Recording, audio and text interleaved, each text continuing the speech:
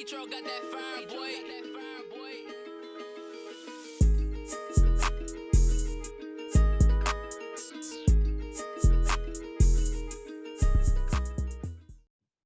What's going on, guys? Welcome back to the Off the Post NHL podcast. I'm TJ, that's Jeff, and that's Mitch. And boys, how are we feeling today?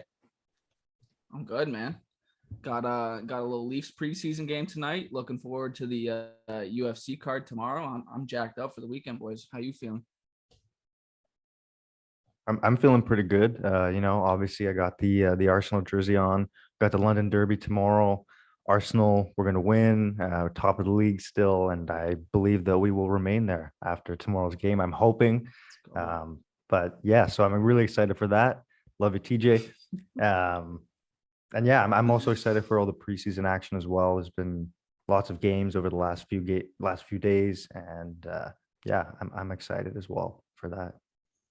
So I am very excited to hand Arsenal that L and then to text Jeffrey about it all day. But besides that, I'm not liking Jeffrey's steez today. I'm not liking the drip, but Mitchell, I'm really liking the new hat. For those watching on YouTube, Mitch is rocking a new Brewers hat. It looks real spicy. But yeah, I'm just ready to talk about some hockey. We're 12 days away from the actual regular season, and I just want it to come already, but we do got some good stuff to talk about today. I feel like there's kind of still some lingering issues almost in the league, and a lot of teams have some questions. So let's get into it. Anywhere anybody wants to take us? Where do you want to start, boys? I'll start, but first off, I wanted to go back to the little soccer thing because are your teams playing against each other this weekend? Yeah, tomorrow. That the game is tomorrow. Tomorrow morning, 7:30 in the morning. Unfortunately, because it's in England. But this is gonna be a little rivalry on the pod. Y'all are gonna have to keep me informed because we gotta play some bets. How many times a year do they play each other? Twice. Yeah, usually twice, or sometimes if they have like a couple. There's European championships. Yeah. All I'm saying is maybe there should be a little bet on the line. I don't know. I'm not getting into it. I'm just trying to. We can definitely come up with a bet before the end of the pod. Definitely. I don't know. I figured we obviously, because I'm your resident Leafs fan, I think the best place to start is the Sandin deal because it's the freshest. It's probably the biggest piece of news other than like injuries and like preseason games. Might as well touch on that and get that out of the way. But yeah, what are you guys' thoughts on it? 2 years, 1.4 million per. Took a little bit less in the first year, so we could get a 1.6 qualifying offer at the end of it. What are y'all thinking? Jeff, you wanna touch on it? Yeah, no, I like the deal quite a bit. I'm happy for him. I think he's, obviously it's not like a huge amount of money, but obviously at his age, he deserves that. He played really well last year. He was playing the playoffs. I know he's just a guy that I think the Leafs can really depend on in the future. I really like his game. He's developed really well over the last couple seasons too, and finally seeing him and Liljegren, finally kind of make their mark in the NHL is nice. And yeah, I think the contract is good. It's sort of a bit of a bridge deal in a way, 2 years, right? And he definitely took one for the team because I think he probably could have asked for more if I'm not mistaken, or could have got more.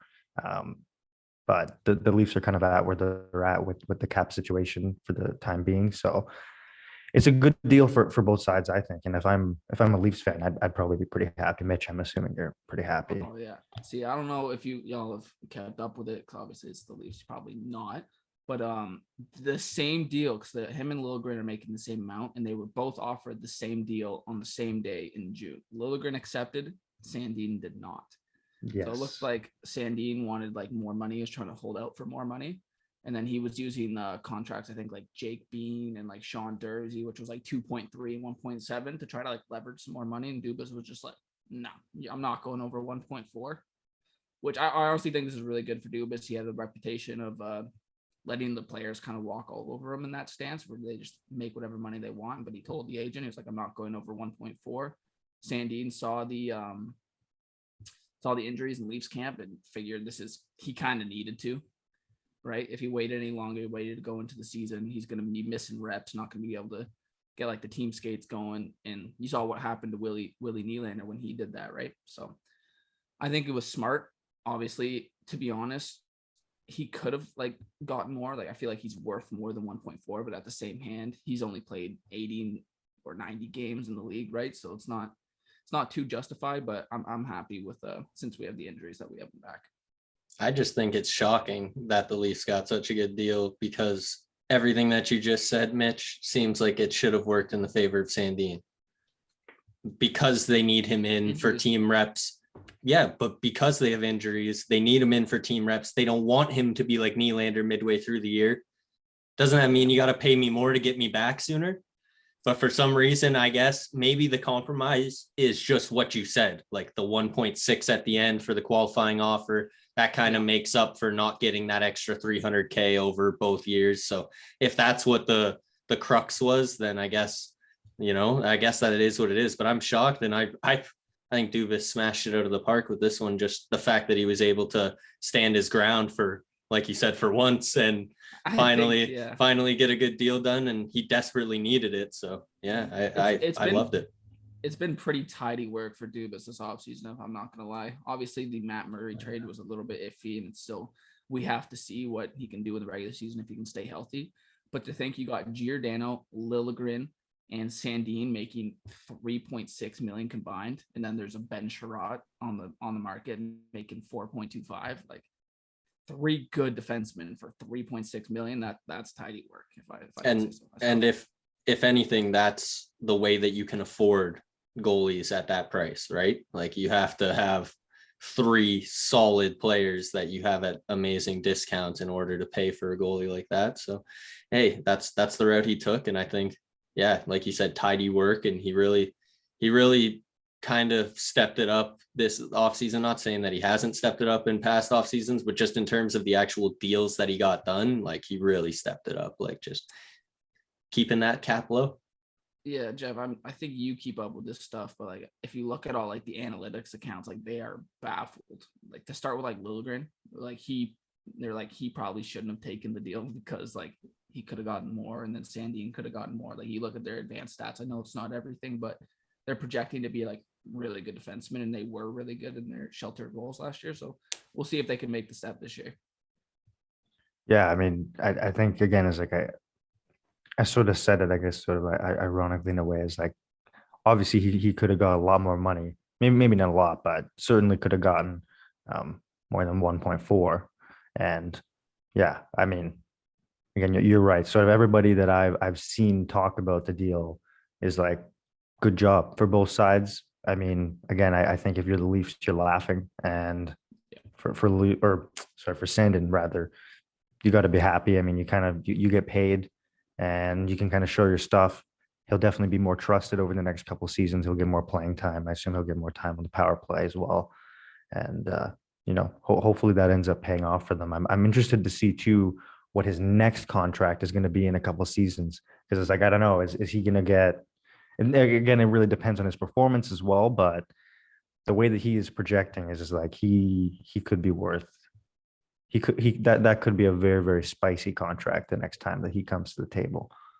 Yeah, I think the only 2 players that are like contracted past Matthews, like when his contract ends, are Morgan Riley and Calle Jarnkrok. So like they have all the space in the world, right?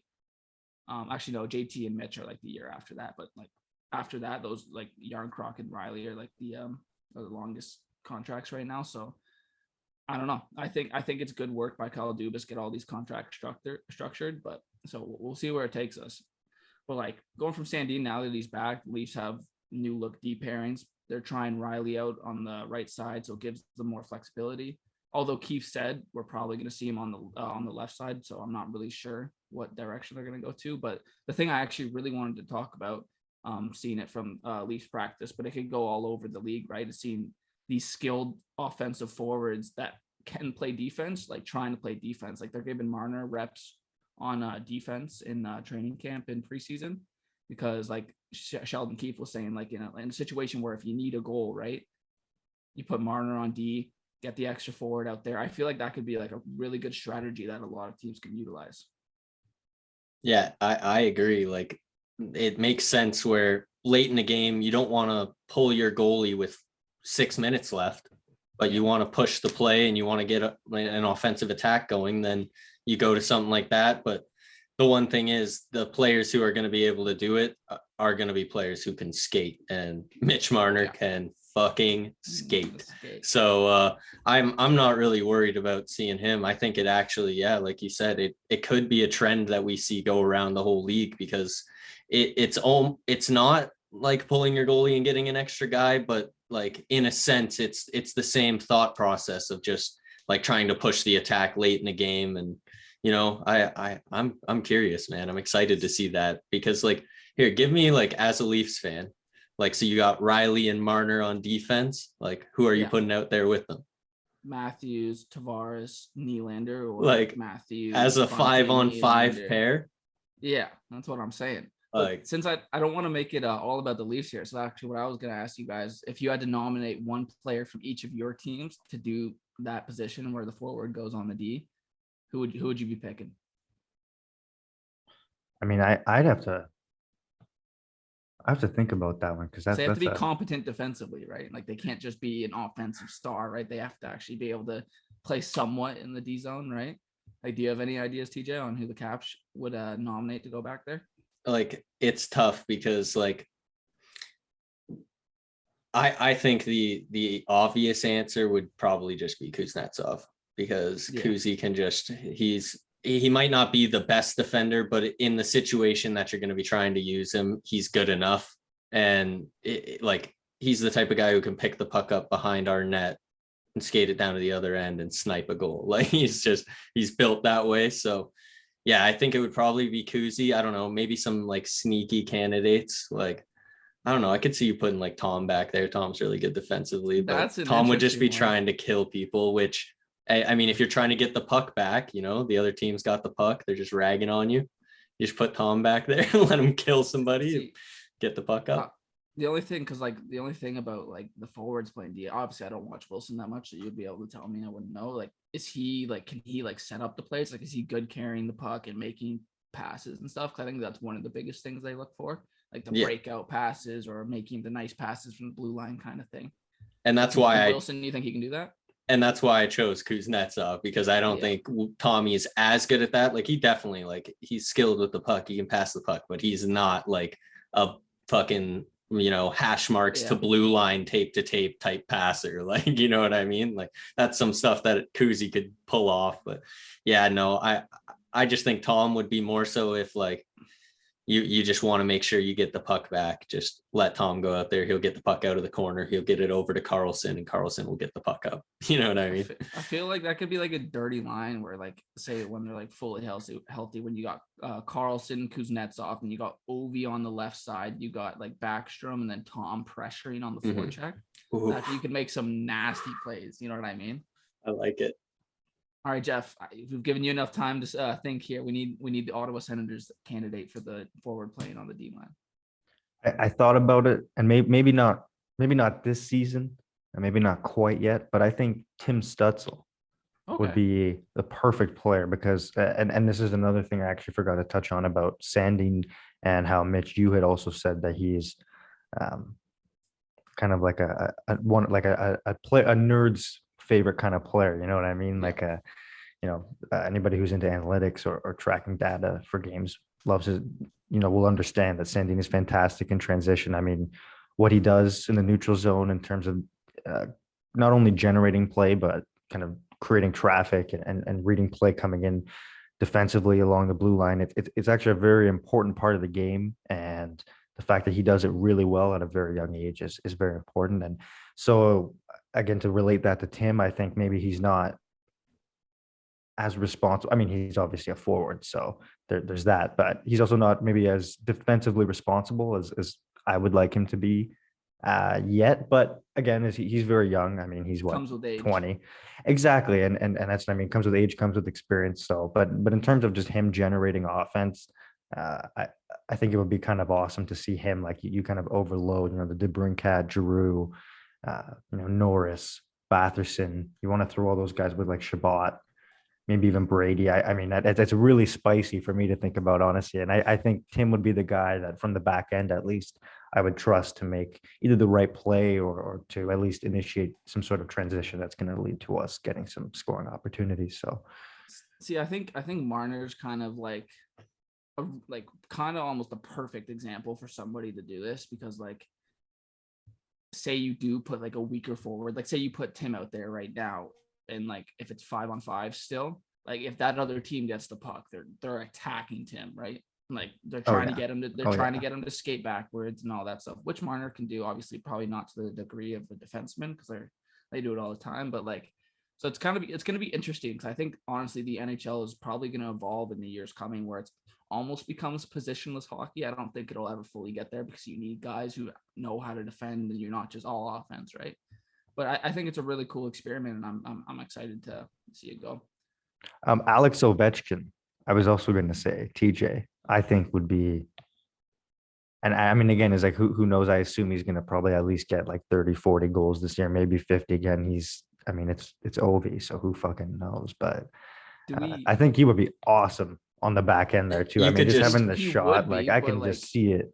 No, you'd wanna like do something where like, yeah, you have Kuzi playing defense, and then about once they get into Backstrom? when they get into the offensive zone. Well, I mean, yeah, but Backstrom's like, I feel like talking about Backstrom, I mean, yeah, Backstrom could do it in a season if he plays hockey again. Feels like kind of talking about Backstrom right now isn't really like Just depression, relevant just to the depression. combo. It's just depression. Like, because Well, this if is you're all asking me, kinda in you're the asking air, me right? who's on our team, you know what I mean? Like, he's not really he's on our team, but we wish him well, quick recovery. But See, I feel like Ovechkin could be decent, like in the defensive zone, like he could make those hits. I feel like he could retrieve the puck, but my issue with him would be like getting attacked kind of thing. I don't know if he could keep up with like the skating kind of thing when the other team has the puck, but we'll have to see. It kind of goes like I would just rather just have someone play the defensive spot, and then when they get into the offensive zone, he just goes back and sets up in his office type beat, and then You might as well just you keep play him it there, that then. way. That's what I mean, right? But yeah, it's kind of just like he would, like Mitch said, like he would just kind of like, if it's an odd man rush, like Ovi can still skate, but I mean, if it's a guy like Mitch Marner, like that guy's flying.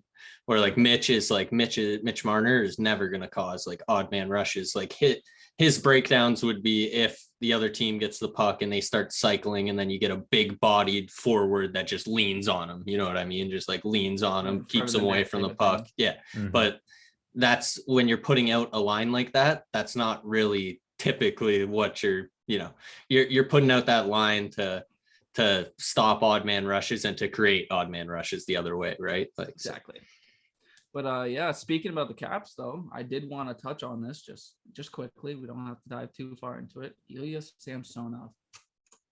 Oh Looking wow, bro! great All in the right, youth- no, I'm taking over this segment. This guy says he's gonna talk about the Caps, and then he's fucking talking about the Leafs. It Like, goes what to the right to the, yeah. No. What is that? So yeah, enough of this Leafs podcast. I'm sick of this. The Washington Capitals had a preseason game against the Flyers. You know Connor Brown? You remember that guy? Remember him? I remember him too. Yeah, that guy's a stud. You remember Dylan Strome? Yeah, He's that guy's a balling. stud. He's They look balling. good? So in the preseason game, Connor Brown and Dylan Strome, they said Connor Brown was playing with Ovechkin. Throw that shit out the window. Connor Brown is playing with Dylan Strome. Like enough said. Like, I don't know. Who's the I other sent it winger? into the Okay. I sent it into the group chat.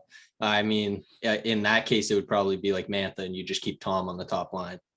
But Connor Brown and Dylan Strome, like they had I sent it into the group chat. I don't know if the boys saw it, but the 2-on-0 that they had was just nasty. They just came in back and forth, and then Connor Brown just touched it over to Dylan Strome.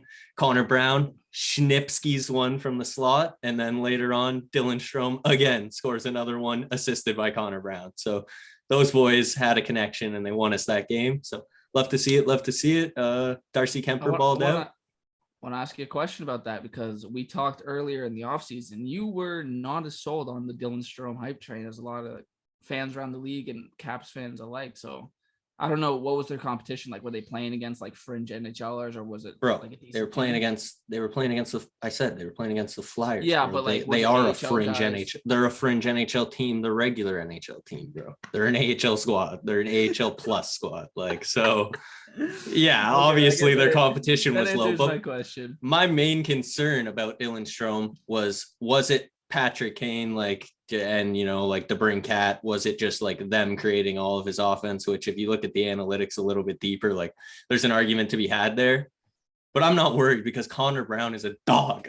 So Connor Brown on that goal too, he intercepts the pass like from the defenseman, and that caused the 2-0. So it's just like, I already know Connor Brown's that guy. I'm so excited. And He looks like a Hyman Light almost. Like they're probably pretty close, but like I've always loved Connor Brown. I loved him when he was on the Leafs. I loved him on the Senators. I thought he was always good playing against us. So I don't know, that could be a line. You got Tom Wilson on the first line pissing you off. You got Connor Brown on the second line pissing you off. I feel like the Caps can be a really annoying team to play against. We're always kind of one of those teams. We look for size. Like we're always one of the bigger teams in the league, and we like to play physical. And he fits right into the mold. Maybe not Dylan Strome as much. Maybe that's not why I'm as high on Dylan Strome. But all right, now we transition back to the Ilya Samsonov talk. I just wanted to touch on it. I get it. I got shut down. That's all right. Hurt my ego a little bit, but we will move on.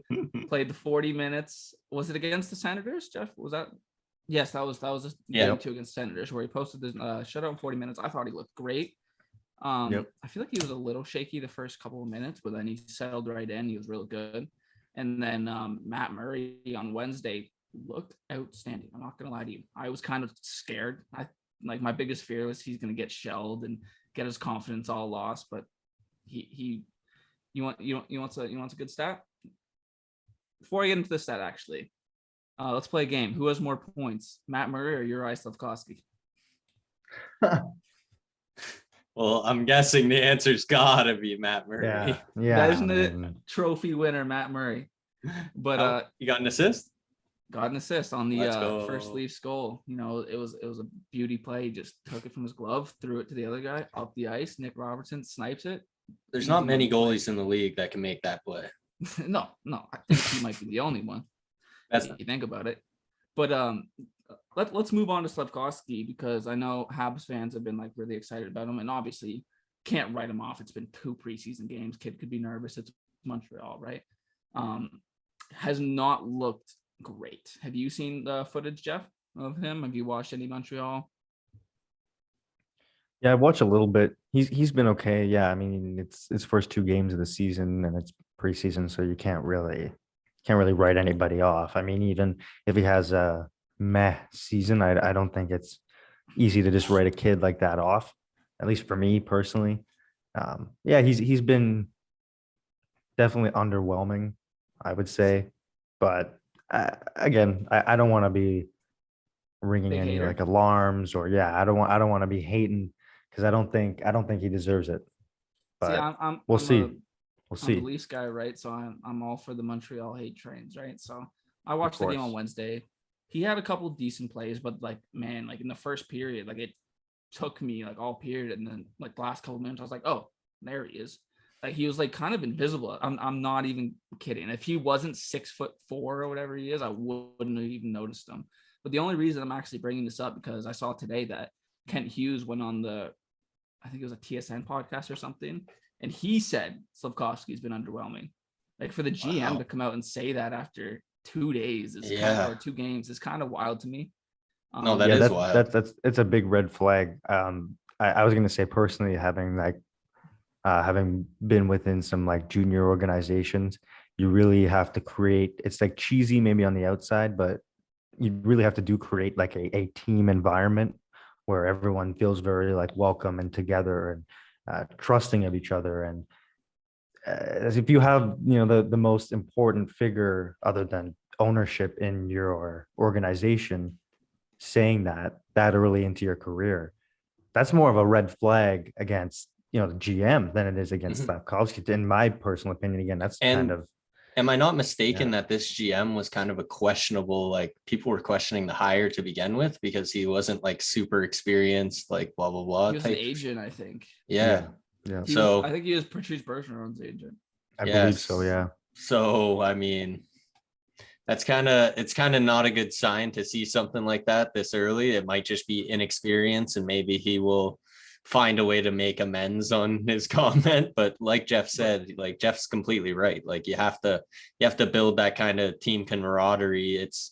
I mean, you got to leave that stuff to like the coach to privately say to the player, right? You know what I mean? Like airing it out like that is just kind of, it's tough for a kid who's traveling all the way from the Slovakia, I believe, right? So he's literally moved into a different country where half the country, or half the city you live in speaks English, the other half speaks French. You speak a little bit of English and Slovakian, and you're like 2 games in, your GM is calling you out. It's just, it's a big adjustment for the kids. So they did, and it wasn't just like a complete like shit on. I feel like he was asked a question, he was just speaking truthfully, that it's been a bit underwhelming. But he did go on to say is when we made this pick, we didn't plan, our goal wasn't to pick the best 18-year-old right now. Our goal was to pick the best NHL player in 4 or 5 years, and they're gonna treat him like with care. So like they're gonna do what's best for his development, which like if it goes against even fan opinion, like they'll send him down to the AHL if they need. They'll send him back to, I think he was playing in league actually. Like he was playing league. They plan to do right by him and not rush him.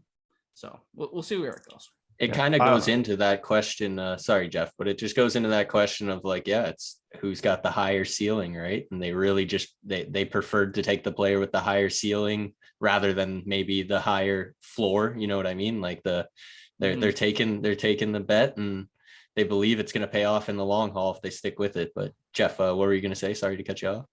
Oh, no worries. I was just to add, first, I think you always want to draft the best available player. And by that, it's not the best available player on draft day. It's the player that's going to be the best player in, 5-6 years, right? That's, sort of the toughest thing is projectability always in anything, in any sort of, job market of any kind, really, is to project how good someone's progress is going to be. And it's the exact same in sports.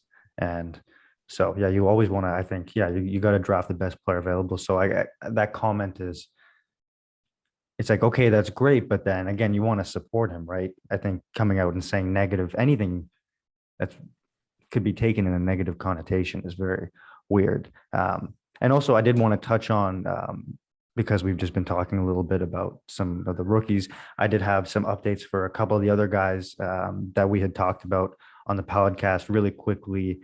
Shane Wright got in on Tuesday. I believe he played 13 and a half minutes against Calgary.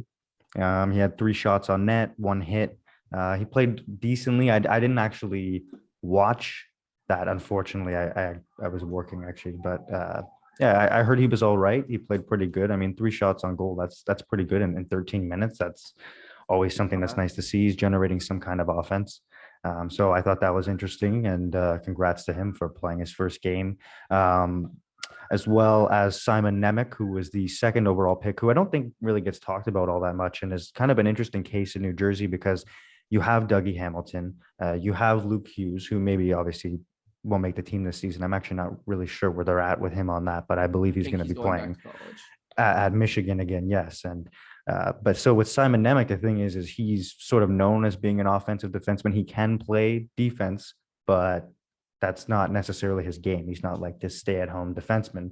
And, again, as with those 2 guys, you have a Dougie Hamilton and Luke Hughes who are going to be driving a lot of your offense from the back end. Where does that leave Nemec? It's interesting because people are hoping that I'm hearing people say, I really hope they don't kind of drive him into this defensive role that he's not really supposed to be playing, and it kind of limits his game and could end up limiting his potential quite a bit. So hopefully they do the right thing. They're an NHL franchise, so they know better than we do. But interesting case there. I know he played like 20 minutes against the Islanders, so he certainly got quite a bit of time. I know some people were a little bit skeptical of how he played, but again, it's his first game, and he's a defenseman. He's very young, and I mean, I really like the player. I hope they do him right. And then the last thing I wanted to touch on too was that, and obviously this guy wasn't drafted just this year, but speaking of young players, I heard that Trevor Zegras was still kind of iffy. They didn't really have an update on him yet. And as I had seen a couple hours ago, they said that there's going to be an update on him later today, likely in the pregame scuffle. So hopefully that's there's some positive news there with a young player like that. So yeah. So obviously praying for Zegers here. He's such a fun player to watch, man. I hope he's not out for a long period of time. I said this before. Like I'm a Caps fan, but I'm a closet Leafs fan, closet Anaheim fan. Closet Rangers fan. Not really a closet Rangers fan. Closet Rangers fan. Takes the Rangers for every award. Anaheim is 1000%. Like I love them because they have such a young team, and that's spearheaded, kind of with Zegras and Troy Terry and McTavish. So sad to see him. Like I prayers up, like Mitch said, short recovery, short timeline, I hope. But I mean, I guess we'll have to wait and see on more news. But boys, to transition here, you all know the best way to not have an underwhelming preseason? Yeah. By not playing at all. Jason Robertson still not signed by the Dallas Stars. What is their GM doing right now, boys? What is their GM doing? Like, honestly, I have no idea, because I saw something earlier today that I actually sent into our podcast group chat, and it was saying that Buffalo might have interest in trading him. Not saying that the Stars even have any interest in trading him away, but then it just kind of got us talking about like what's going on, because we were saying, okay, well, if they do trade with Buffalo, then they want something good because they still want to compete. Well, do they want to compete? Because if you want to compete, you sign Jason Robertson, your literal best offensive forward. Like, I don't understand. And whether or not it goes back to like being shell shocked from Seguin and Ben, which we kind of mentioned in our back and forth on this. And it's just so strange to see Robertson, who looked like he had one of the better, of these 2-year players that are getting signed to these mega deals, like Robert Thomas, Kyrou. He's right up there with these guys, with Josh Norris. So it's shocking that they're taking so long to pay him. And I don't know if it's because his asking price is astronomical compared to those other guys, but you'd think it'd be in the ballpark. So who knows? 40 goal scorer, 79 points in 74 games, 45 points in 51 last year. Like, this kid is unreal. He's a dog. That's the thing, though. Like, based off of the years, Timmy Stützle gets 8.3 for his production. What was like 50-something points last year, Jeff? Yeah. I think. Yeah. And this guy's over a point per game, almost as many goals as points as for Stützle, right? Like, this dude, like, if he's getting 8.3, Robertson's getting what, 9.5, 10, 10.5? And is that what it is? Is his asking price so much higher than we've seen these restricted free agents that have gone? Like, and is that what's causing, the inflation? I'm not sure.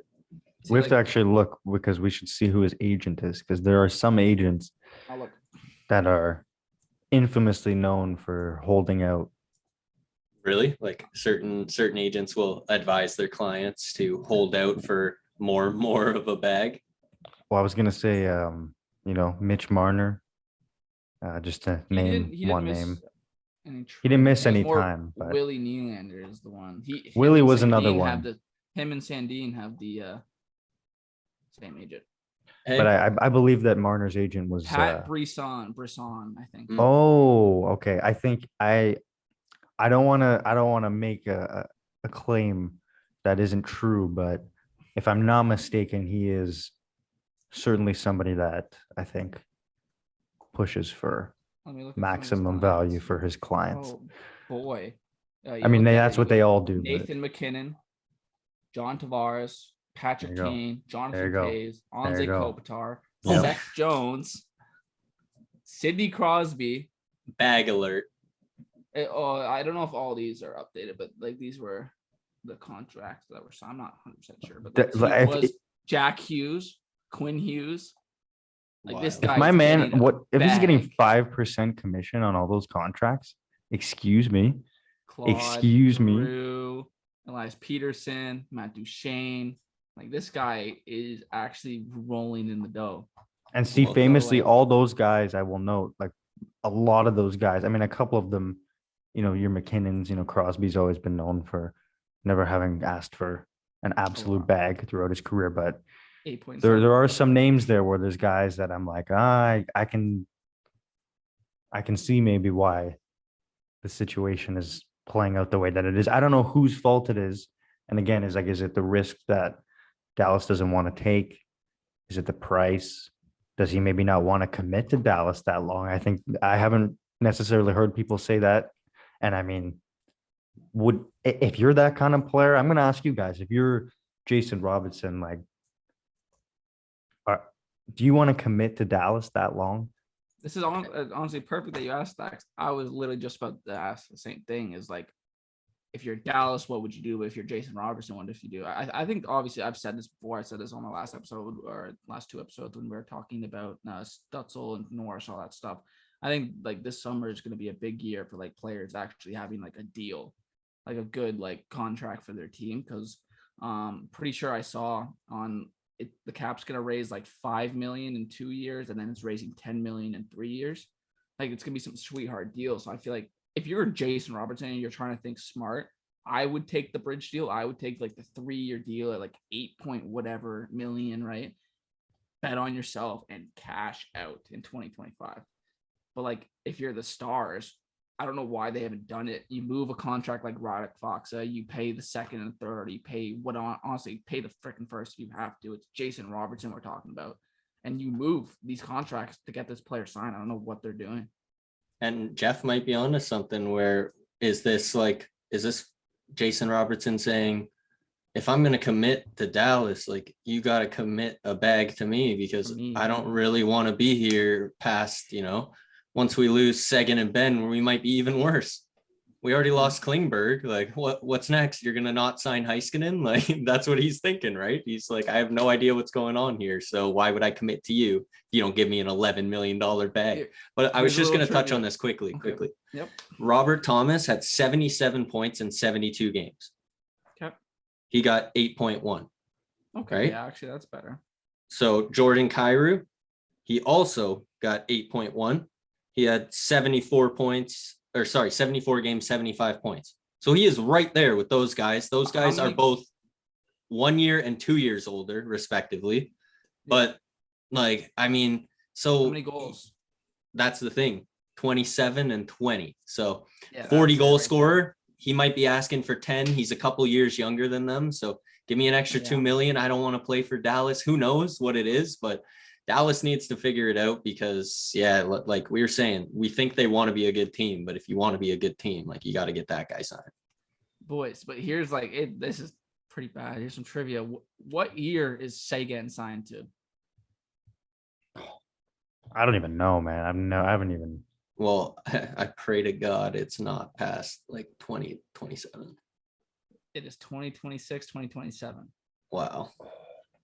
5 more years at 9.85. Jeez, what did he do last year?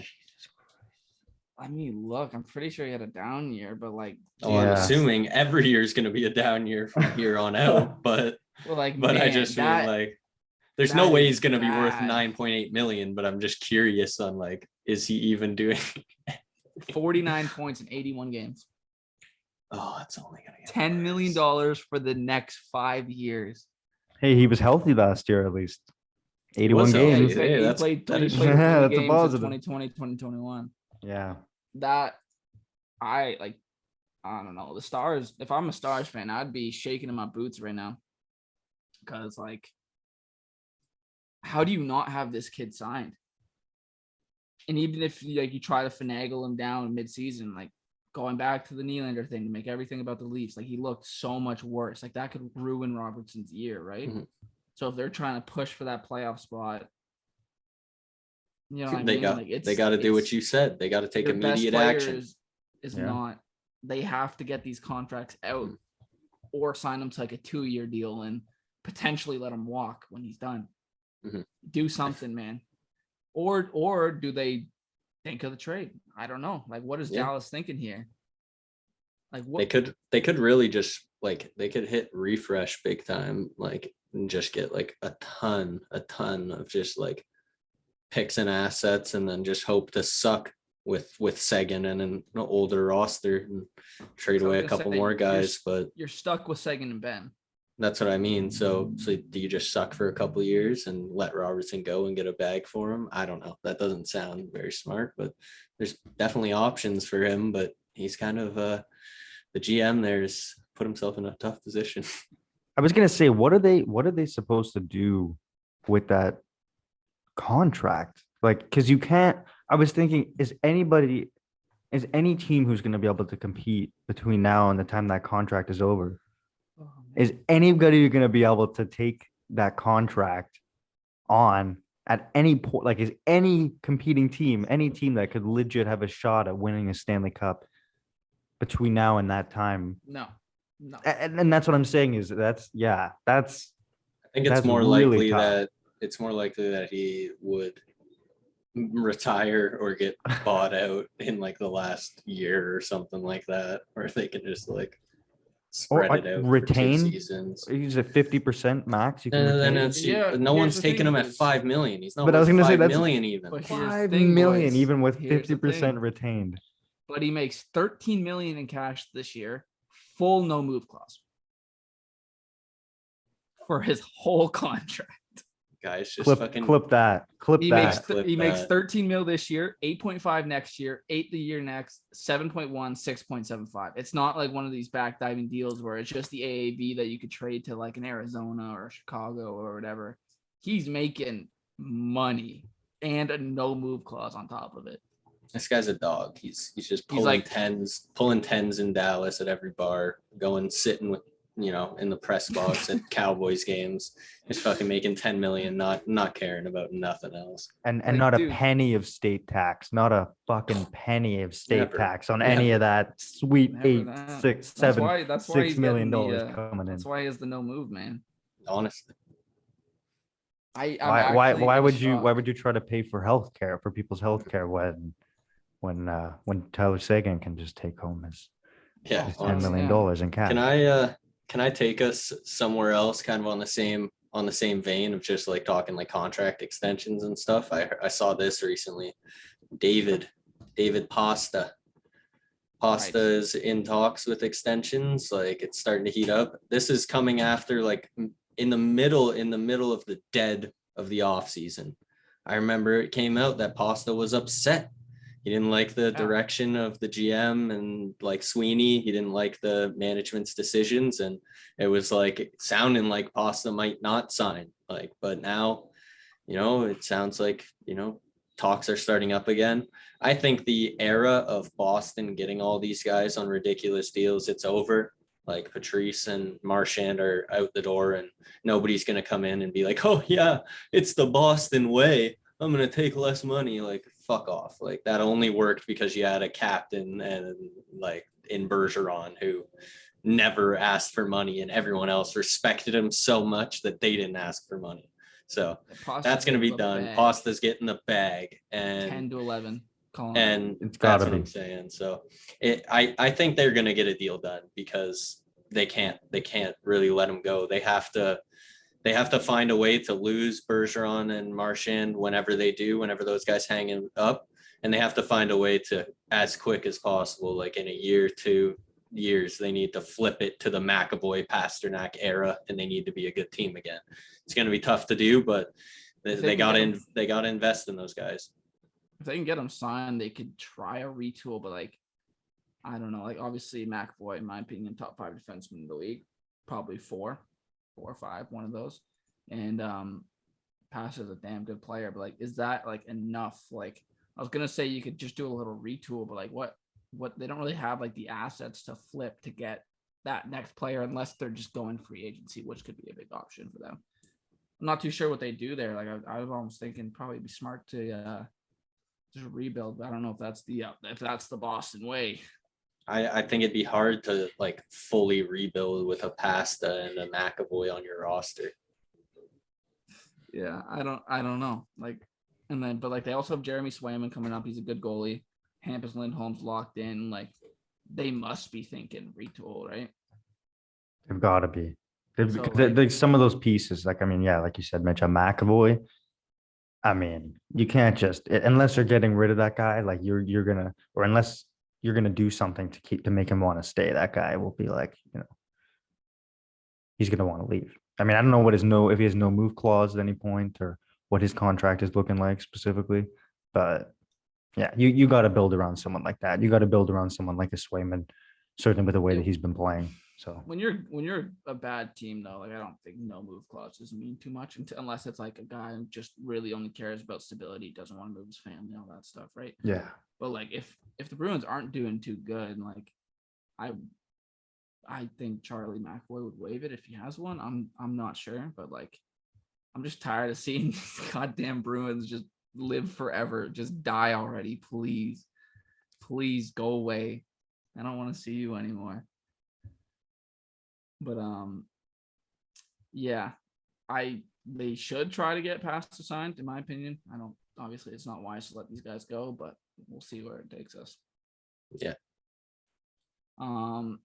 The other question I wanted to bring to you guys, I guess we'll kind of end it on this, just a little discussion here, is I'll actually shout out the Steve Dangle podcast. This is where I kind of got the idea from, and I was thinking about it, and they're making some pretty good sense. The preseason, I feel like it's way too long, especially given this year. You see all the injuries coming out to teams, like it's literally dismantling teams this year. Like I wanted to get your guys' thoughts on that, like whether you think it's the right amount of length, even if it should be longer, shorter. Like what do you guys think?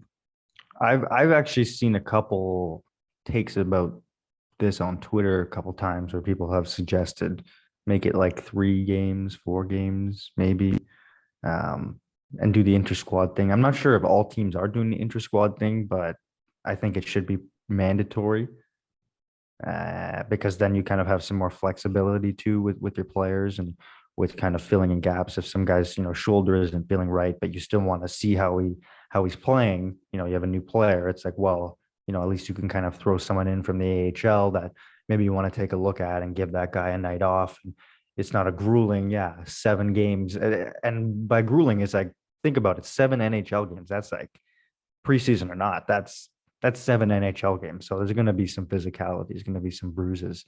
I'm not sure what that like sweet spot number would be. Like, I don't know, TJ, if you have like a sweet spot kind of idea or have thought about it, because I haven't really thought about it, but I have seen people talk about it and say it should be shortened. And yeah, specifically with what's been happening, I can't say I disagree. Like I almost don't want it to be shortened because I do like the fact that like you get a bunch of youngsters opportunities, and like the way that I look at it is like, at least with the way that every team's different, but with the way that the Capitals do it is like Ovi's going to play in 3 of these games and he might only play like 2 periods of 1 or 2, you know what I mean? Like, yeah, like they kind of like load manage guys, but it almost, if you could come up with a way where you have like 4 games, that's your roster that you're bringing into the season. And then you have like a 35-man roster that you start for the first 3 games of preseason. And then you cut that down and into, or something like that, where it's up to you whether or not you want to put those guys out there. But I mean, I guess it already is like that. So I don't really know. I don't know. I was thinking about it and I was kind of agreeing with it at first that it should be shorter. But like the more I think about it, I think the 7 games, even though it is long, I think it's probably to the benefit because one, I don't know about most teams, but like the Leafs, right? They sold 15,000 like both their inter squad games, right? $30 a ticket. Like they sell the cheaper tickets, but it gives fans the opportunity to watch the younger guys, to watch the players, get excited about the season. So it's a good revenue source. So that's the league will like that. And also like TJ said, where you just do it smart, where you do like the load management, right? Like where Matthew said it the same, is like where I really feel like I only need to be in 3, right? Just get the legs under you. Cause I do think that's important to start the season. But like, I think they should make changes in the rules where, as you saw on Wednesday, Leafs had 2 forwards playing defense. Like, I feel like they should be able to bring an extended list of players. And if not, have like 4 lines of defense or 5 lines of forwards. I wouldn't be mad about that. But if not even that, be able to have these guys ready. So if players do go down, you're not putting extra strain on the forwards who have to play more. You're not putting extra strain on the defensemen who have to there's only 4 of you left, so you got a double shift and all that. I feel like there should just be tweaks to the rules that like help players out, because they're also going from like off-season training to just jumping right into it, right? And like people are wanting to make a name for themselves and hit you and all that stuff. So I think they should just be able to have like extended rosters, like TJ said, load management, have the star players play for like a period and a half, the other guys can come in, kind of thing. I really like that idea of having like extended, like actual lineups on game day where you have 10 defensemen, 18 forwards, and then you can literally go into the dressing room and say, all right, Riley, Giordano, Brody, sit down. You're done. You played, a period. You played 2 periods. Your game's done. Hey, Ben, Dahlstrom, Muzzin, get up, get in. You know what I mean? Like, exactly. I think that's actually a really good idea. And I kind of like that tweak, because then you don't even risk having a guy like Zegers out there for all that long. Cause like how much does that guy need to get into shape? Like, you know what I mean? Like, I'm sure with certain players, it's like, there's not even a point to have him out here, but if you can only come in with 12 forwards, well, just cause Zegers is my star, I'm not going to kill XYZ player and make them triple shift. So I got to put him out there. And that I actually really like. I think that is I feel like it's a win-win, right? It's a win-win NHL move where you can get a guy like Ovechkin a little bit of ice time and then not be forced to triple shift someone else and potentially put them at risk, etc. So like, I get it in the regular season where obviously you don't have the extra guys. It's not an unfair advantage. People come in fresh, but like these games mean nothing. It's literally for the players to warm up, make some extra bucks. Fans get to see more players, right?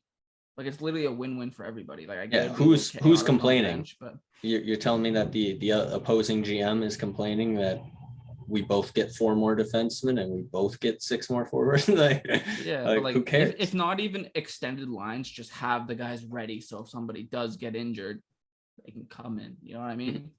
Well, that's what I'm saying. Like, you just kind of have the extra whatever, the extra 4 defensemen and the extra 6 forwards just kind of sitting in the press box or sitting in the locker room, just kind of watching the game. And then someone gets hurt or you want to bench somebody, then you just have them ready.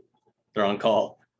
Yeah. Like, I don't know if I'm just a hockey nerd, but I love preseason though. Like, it's just ramping me right back up into hockey. I know y'all have better things to do, watching your football and watching your American football, but like, I'm loving this. Oh, me too. Love it. It's always fun following all the news, and it's just when you've been off for so long, and that's the thing about these sports like hockey and football and basketball. Like, after these summer droughts, like, they have us feeling pretty down bad. So it's nice to come back and tease your way into it. You're not getting the full dose of your addiction, but you're getting a little sprinkle of that action. I do think that's enough NHL talk for today. I said I was going to end the episode on that, but it just came back to my head. I need to be the referee here. What is this bet going to be for the football game tomorrow, boys? Is it going to be a Bud Latte bet? Is it going to be a food bet? Is it going to be something on the podcast bet? Like a win or something? What are we thinking here? The loser has to buy the winner a pack of Bobby Margaritas. Ooh, get out of here. Okay. Come on. A pack of Bobby Margaritas. Also, you're supposed to have it on the pod. It's the Friday. Yeah, you were. Man. Oh no. No, I forgot about that until you said that. Well, when Harry Kane scores a hat trick against Arsenal, I will definitely have my Bobby Margaritas live on the pod. Okay. We'll see about that, buddy. Yeah. You might have to do a little review on that. We might have to do I was gonna offer pod, you, footy game review pod. I was gonna offer you a little bet here against preseason, but I don't want to put too much on your plate here, Jeffrey. What is it? What is it here? I was just gonna say maybe like a little Bud Latte bet, but I'm just thinking now that comes to my head, the Leafs are literally playing their AHL squad tonight. I just saw that, so I don't know if I want to go through. He's nervous. I don't know if I want to go. Have you seen who the Senators are playing? No, actually, I didn't even look this morning. Interesting, but I'm sure under gonna be going too crazy. Jeff, what's your honest game prediction coming into this one? Didn't you guys lose recently? Yeah, we only lost once. We lost to Man United. I think we're 6-1 or 5-1. I think we are. No, I think we're 4-1-1. But Yeah, Um, I believe that the boys are buzzing. I mean, we're clearly the three best teams in football. Here's a little bit of footy pod to end the podcast here. But yeah, Tottenham versus Arsenal. If you're listening to this, the game might have already happened and Tottenham has already won. Son is the game's MVP. He scored 17 goals against Arsenal and he made KSI and Logan Paul cry. If you'd enjoyed this episode of the NHL podcast, this is Off the Post NHL. Hey, like and subscribe. No. You stop that right now, I can't. kid. I tried to sneak that one in there, but I think my honest take. Oh, Thinking about it first. I want to say we're a good team, man. He's scared. I want to say 2-0 Arsenal. 3-2 for Arsenal. 2-0 Arsenal is my goal. Let's go. Maybe 3-1 because we've played our defense has been really good this year. Shout out to William. You're 2-0 Arsenal. Who have you played this year? He says his defense has been really good. Like he's played like any sort of team that has any. We played sort of Palace. attacking. Palace. You played Palace, cool. Like, come on, man. Who have you played that's on the level of having like a Son, Kane, Kulusevski? No one.